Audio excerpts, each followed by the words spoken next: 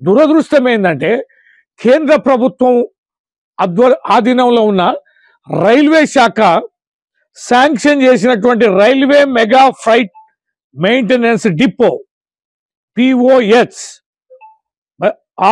ROH sanction అయింది మైబాద్కి 418 kilometre మధ్యలో, అంటే మహబూబాబాద్ ఇంటికన్నే మధ్యలో స్థలాన్ని చూడమని, ఈ స్థలాన్ని మీరు ఇస్తే మేము వెంటనే పనిని ప్రారంభిస్తామని 918 కోట్ల రూపాయల బడ్జెట్ కూడా శాంక్షన్ చేశారు.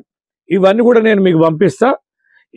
దేనికి ఎన్నెన్ని కోట్ల రూపాయలు అనేది 908 కోట్ల 15 లక్షల రూపాయలతోటి డబ్బులు కూడా శాంక్షన్ చేశారు. ఇది umbrella distribution of umbrella works. Umbrella works అంటే వర్షం పడతా అంటే కూడా పని ఆగొద్దు అనే ఉద్దేశంతో కూడిన అత్యంత వేగవంతంగా ఈ పనిని పూర్తి చేస్తాం, ఆలస్యమే అక్కర్లేదని అంబరిల్లా వర్క్స్ కింద 918 లక్షలు కేటాయిస్తే ఇవాళ దురదృష్టం ఏందండి, ఇక మన దగ్గర ఎంపీ గారు ఉన్నారు, 2 ఎమ్మెల్యేలు ఉన్నారు, జిల్లా మొత్తం చెప్తే మొన్న మార్చి లోపు కోచ్ ఫ్యాక్టరీ నిర్మాణం పూర్తి అని ఇగో మన దగ్గర దిక్కడిది శాంక్షన్ అయింది. కడియం కావ్య ప్రెస్ మీట్ పెట్టి రైల్వే అధికారులతో మాట్లాడి ఆడికి తరలించకపోవడానికి వరంగల్ ఎంపీ గారు నష్కల్ ప్రాంతంలోకి తరలించే ప్రయత్నం. ఇగో ఇది మహబూబాబాద్ నుంచి వరంగల్ మధ్యన, అంటే 418 కిలోమీటర్ అని ఇది ఒక ప్రొసీడింగ్. ఇది కూడా నేను మీకు పంపిస్తాను, మీకు అందజేస్తాను.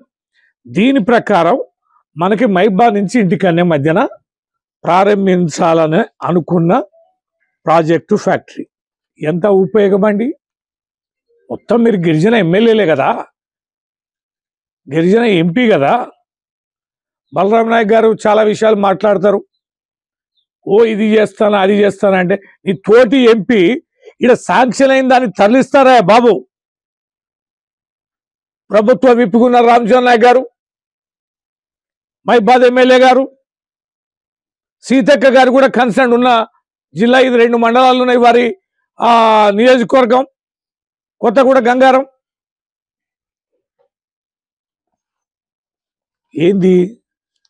ఏం జరుగుతుంది?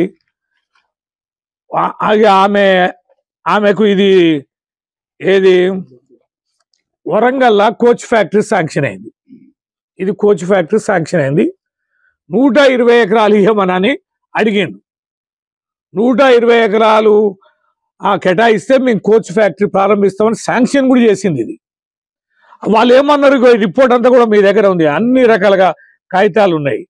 ఏమన్నారు అంటే మాకు కేవలం 10-15 ఎకరాలే ఉన్నాయి వేకెంట్ ల్యాండ్, మీరు 120 ఎకరాలు కనుక కేటాయిస్తే కోచ్ ఫ్యాక్టరీని తక్షణమే ప్రారంభిస్తామని ఎప్పుడో ఇచ్చిన ఆర్డరు. దీనికి 120 ఎకరాలు ఇక్కడ ల్యాండ్ అలొకేషన్ చేసే పరిస్థితి లేదు, ఇక ఇక్కడ మేము పెట్టుకోలేమని వేరే ప్రాంతానికి తరలించే ప్రయత్నం వీళ్ళు చేస్తారు.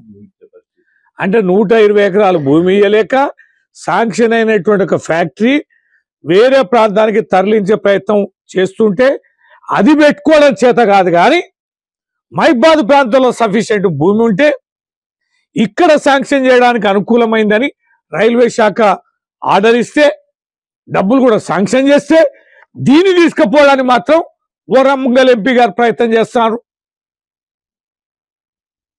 ఏంటి ఆంతర్యం? పేదలు బడుగు బలహీన వర్గాల వారు బాగుపడవద్దా? మహబూబాబాద్ ప్రాంతానికి ఫ్యాక్టరీ రావద్దా? ఇంత దుర్మార్గమా?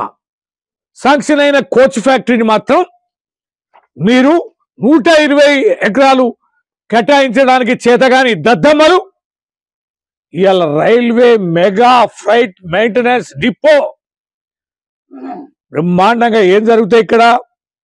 కోచ్ మెయింటెనెన్స్ జరుగుద్ది, ఓవరాలింగ్ జరుగుద్ది, అన్ని ట్రైన్ల కంపార్ట్మెంట్లకు సంబంధించిన రెగ్యులర్ మెయింటెనెన్స్ ఇక్కడనే జరుగుద్ది. ఒక టెస్టింగ్ సెంటర్ కూడా ఇక్కడ అన్ని, అంటే మనం ట్రైన్స్ అని కరెక్ట్ ఉన్నాయా, ఇంజిన్లు కరెక్ట్ ఉన్నాయా, ట్రాక్స్ అని, ఇది కంపార్ట్మెంట్లన్నీ, వ్యాగన్స్ కోచెస్ అన్ని కూడా పర్ఫెక్ట్ ఉన్నాయా లేవా అని టెస్టింగ్ సెంటరు. అండ్ ఇక్కడ పనిచేసే ఎంప్లాయీస్ అందరు కూడా నిరంతరం ట్రైనింగ్ ఇవ్వడానికి ఒక ట్రైనింగ్ సెంటర్. ఇన్ని అవకాశాలు, ఇన్ని రకాల పనులు చేయడానికి మైబాద్ ప్రాంతంలో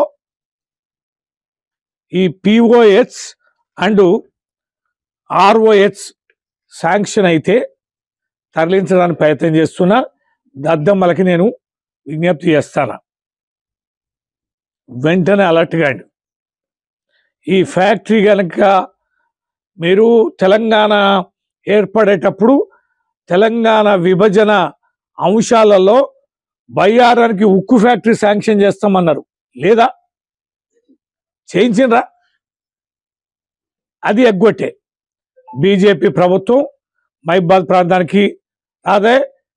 మరి మీరు ఆ ప్రయత్నం చేయలేకపోయింది. మరి వచ్చిన ఫ్యాక్టరీ కూడా బొడగొడతారా? కొన్ని వేల మంది ఉపాధి కలుగుద్ది కదా, మైబాద్ జిల్లా కేంద్రం కూడా విస్తరిస్తుంది కదా, ఎంతో మంది ఇక్కడ స్థానిక యువకులకు ఉద్యోగ ఉత్పాదక అవకాశాలలో భాగస్వామ్యం అయ్యే అవకాశం ఏర్పడుతుంది కదా. ఎట్టి పరిస్థితుల్లో తక్షణమే స్పందించాలి, లేకపోతే వెంటనే మీరు కనుక స్పందించి రేపటి ఎల్లుండిలో కనుక స్పందించి మీ కార్యాచరణ ప్రకటించకపోతే మహబూబాబాద్ అన్ని రాజకీయ పార్టీలతో మాట్లాడతాం, అన్ని సేవా సంఘాలతో, ఎన్జిఓలతో మాట్లాడతాం, అన్ని యువజన సంఘాలతో మాట్లాడతాం. ఒక అఖిలపక్ష సమావేశాన్ని ఏర్పరుస్తాం. కాంగ్రెస్ నేతలు ఇక్కడ తిరక్కుంటూ అడ్డుకొని తింటాం. ఖబర్దార్, మైబాద్ ప్రాంత అభివృద్ధికి మీరు ప్రయత్నం చేయకుండా ఏమర్పాటుగా ఉండి వచ్చిన దాన్ని కాపాడుకోలేకపోతే ఏం చేస్తాను? జిల్లా కలెక్టర్ గారు ఆదేశాలు ఇచ్చింది ల్యాండ్ చూపించమని. ల్యాండ్ లేదా? వందల ఎకరాలు భూ కబ్జాలు అవుతున్నాయి మైబాద్ లో, ఇప్పటికే అయితేనే ఉన్నాయి. పేపర్లు మీరు రాస్తూనే ఉన్నారు, ఎక్కడెక్కడ భూములు కబ్జాలు అవుతున్నాయి. కలెక్టర్, ఎస్పీ అధికారులు అందరూ ఉండి ఇక్కడ ఏం చేస్తున్నారని మీరు రాస్తారు, మీ కళ్ళ ముందే ఉంది. ప్రభుత్వ జాగాలు కబ్జాలు చేస్తా అంటే పట్టించుకోవడం చేత కాదు. ప్రభుత్వ స్థలాలని ఇంత భారీ పరిశ్రమ వస్తుంటే దానిని ఎలకేట్ చేద్దామనే సోయి ఉండదు. ఆ కలెక్టర్ దగ్గర కూర్చొని మరి భూమి ఎలకేట్ చేసుకునే శక్తి, పరిజ్ఞానం, ఆలోచన ఈ నాయకులకు ఉండదు. ఎందుకోసమని మిమ్మల్ని ప్రజలు గెలిపించింది? ఈ పనులు చేయమని కదా. బాగా ఉపన్యాసాలు దంచిరు, ఎన్నికల ముందు మాత్రం